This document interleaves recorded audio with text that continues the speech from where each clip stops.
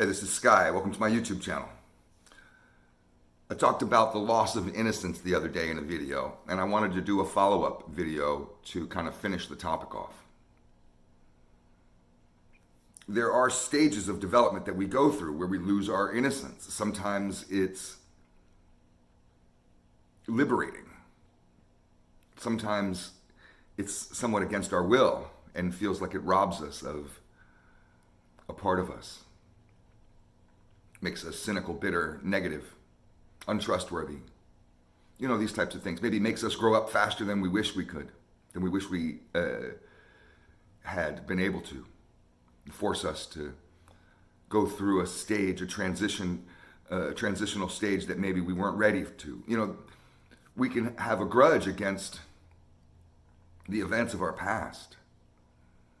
And that loss of innocence happens to everybody in different stages, at different times of their life.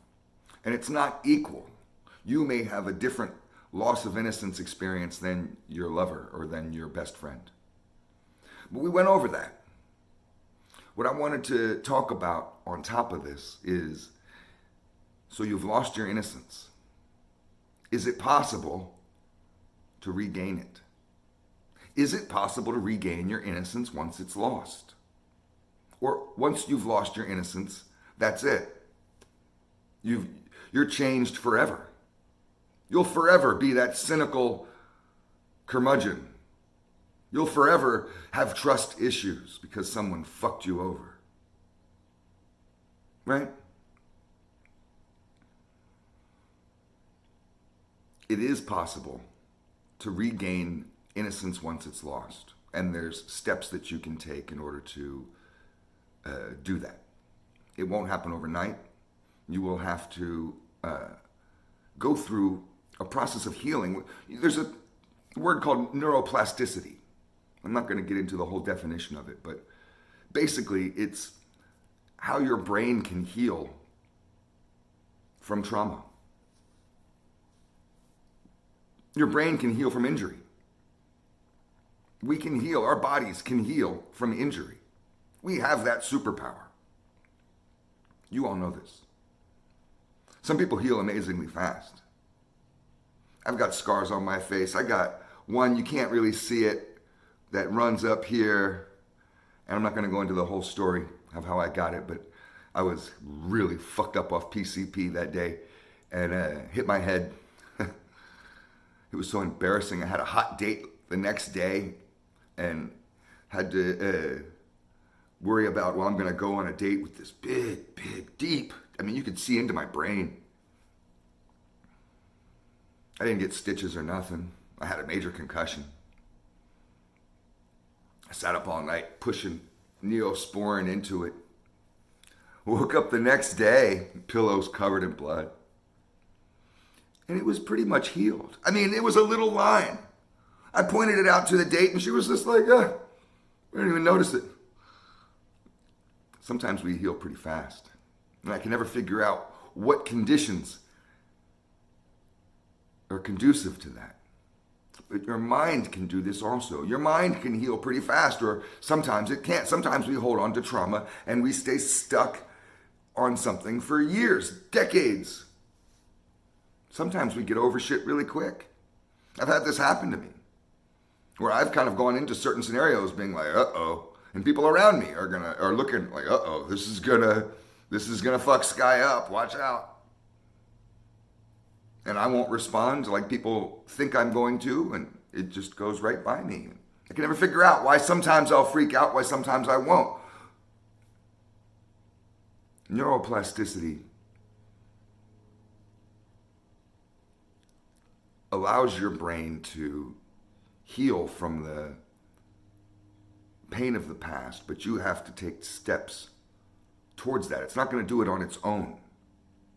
So I have a list, you know me, I like lists, of ways that you can regain your innocence.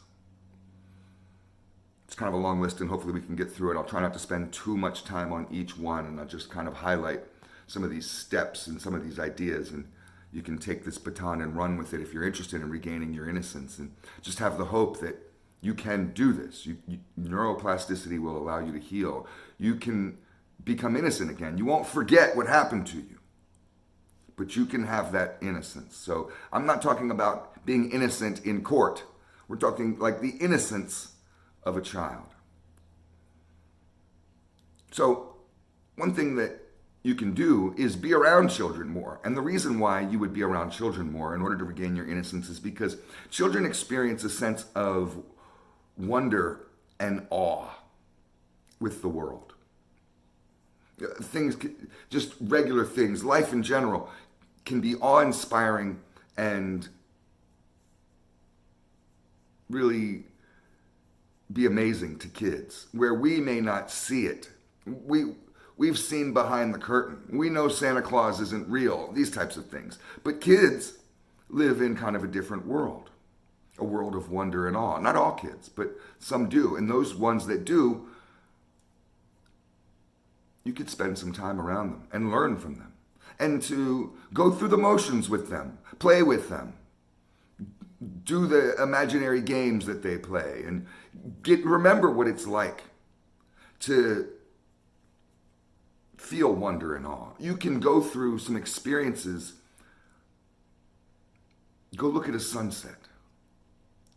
And I mean, sometimes there's those beautiful sunsets where you don't even think anymore. You're just experiencing it, in awe of the planet that we live on, the colors, the oranges, the purples, the reds. They used to have the best sunset in Los Angeles in the 80s and 90s because the pollution was so bad. Before they passed the emission laws and brought down some of the pollution in the state, the California sunsets were the most magical on earth, and it was because of the pollution. But you would see the ocean, the sun go down into the ocean like it was burning out, like a burning ember into a pot of water. And I mean, it was just, the whole sky would be crazy. We would sit and watch the sunset every day. So cultivate the experiences of awe and wonder. Another way that you can regain your intimacy is through, regain your innocence is through intimacy. Intimacy with a woman, intimacy with another. I'm not talking about sex necessarily. I'm talking about intimacy. That's an act of love. Love can bring you back to a state of innocence. So experience intimacy. There's lots of different forms of intimacy. I should probably make a whole video just getting into the word intimacy, because a lot of people just think of sex. There's more to intimacy than sex. Let's go to the next one. Regaining innocence. Learning to enjoy life. Enjoy the small things in life. When you can regain that inquisitive mind that you used to have, that sense of contentment that you might have had. These things combined together, you can take the smallest things and enjoy them and be interested in them. Like you can have awe in a sunset. You can enjoy that experience and look at enjoying the sunset as one of the greatest experiences of your life. Instead of taking that kind of thing for granted, it happens every night. Give a glance, oh yeah, it's pretty. Go back to whatever you were stressing about. No, go out there and enjoy it. And stand there. And enjoy the small things in life. This little thing of a sunset that we take for granted. Enjoy that shit like it's the most amazing experience you've ever had. Let's go to the next one. Tune out the negative messages, the violence, and the bad news that we absorb. The reason why you want to tune this out is because it desensitizes us, makes us numb to life. The more that you watch pornography and all the various perversion and sex acts that you see with that, the more desensitized you become to sex. And then this is where, and it's a proven fact, that a lot of the erectile dysfunction that men experience, limp dick, push and rope, comes from that. From becoming desensitized, from overstimulation of pornography.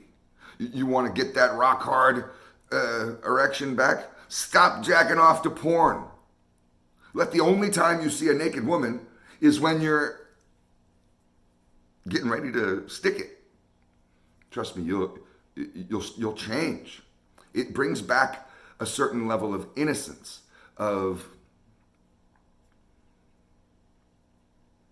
first time experience being regained. Let's go to the next one. I know I'm busting through these quick. This video can end up being an hour and a half long. So I just wanted to give you guys some bullet points, some ideas of how you can do this. How can we regain our innocence? You're not doomed. So let's bust through the last two. One way to regain innocence is to hang out with wholesome and good virtued people. Find people of good character and hang out with them. Get rid of your cynical, negative friends. Get rid of your criminal friends. Get rid of your drug addict and addicted friends. Get rid of all the negative nillies and hang out with people who have good virtue, who care about each other, who aren't following some of these oppressive traditional persona roles that people get stuck into, especially of not really caring about your neighbor, of being so overly individualistic that you only care about yourself. People with virtue, that are wholesome, care about others, generally care about their neighbors or the guy walking down the street. They don't want a brick to fall on his head. They're not going to laugh if they see him getting attacked by a dog. They'll run and help. Some people will just sit there and laugh. I mean, I grew up in the cities, in urban centers, DC, LA, places like that. And trust me, I've seen people mugged. I watched this woman get mugged on a bridge one time in DC. We were driving by in our car. I tried to get the person I was with to stop, and he was just like, fuck that. We got somewhere to go. I looked on the road. Not a single person stopped and helped this woman at all. Not a single person. They were all too busy. They didn't care. I saw some people that were laughing as if it's like her own fault. A poor woman just gets mugged. Hang out with people with virtue. People that are going to say, that's fucked up. And these types of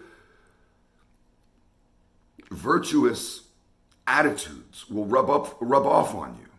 Some of your cynicism towards the world, your darkness, your evil, will dissipate. Hang out with people with virtue, people of virtue. Here's the last one. Save this one for last because it's hard. Drink my last bit of water so we can talk about it. You got to learn to trust others. If you want to regain your innocence, you have to learn to trust others. Trust is essential. This is one of the things, the main thing that we lose. When we lose our innocence, we lose our trust. We stop trusting the world. We stop trusting others. We shut down. We isolate. We look at the world through a filter of a wounded animal. You have to be able to trust. The weakest man is the one who trusts no one, who makes that statement. And you hear this a lot in the streets. Those are all weakling little suckers. I've learned this through business. If I want to be successful in business, I have to surround myself with a team of people that are knowledgeable, more knowledgeable than me in a lot of areas, and I have to trust them.